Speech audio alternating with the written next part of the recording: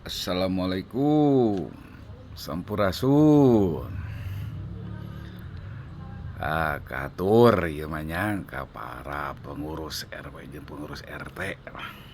Ieu mah urang sharing we sebagai bentuk kewajiban pengurus ngalayani ka masyarakat.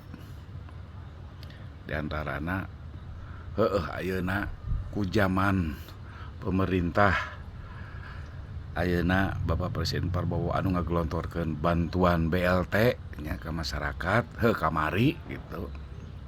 Ieu mah sama-sama jadi pengurus di wilayahna masing-masing tindak lanjuti ku pemerintah ngagelontorkeun BLT.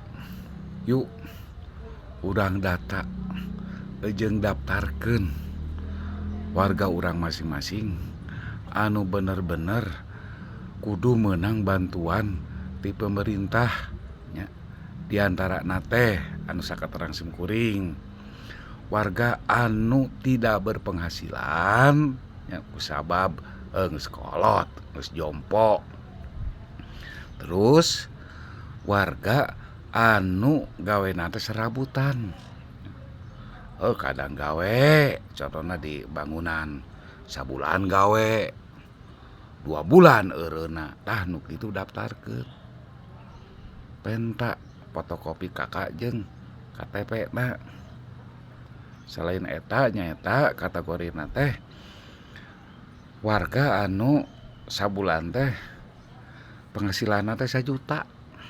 Urang ningali dina eta kitu jeung nanya ka kadus tah eta daftarkeun nya.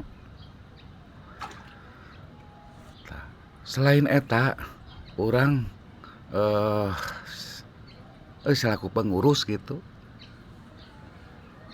poma kudu masihan penjelasan oge ka warga orang masing-masing bahwa saenggeusna didaftarkeun teh henteu bisa yen eta bakal langsung meunang bantuan gitu nya.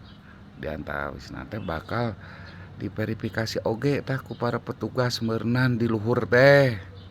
Tak kurang leuwih saminggu datang deui di Pakadus teh nya nembongkeun bahwa data ngaran-ngaran anu di geus diajukeun teh berebet. Tah eta teh bakal aya warga anu tadina di daftarkeun teh jadi eueuh.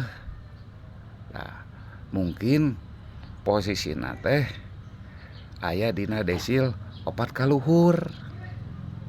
Tapi kenyataanana warga anu pas didata ku pengurus teh memang perlu bantuan. Berarti urang aya pengajuan penurunan desil. Sakitu heula we nya. Ya urang sambung deui. Beusi panjang teuing durasina. Ayo, assalamualaikum.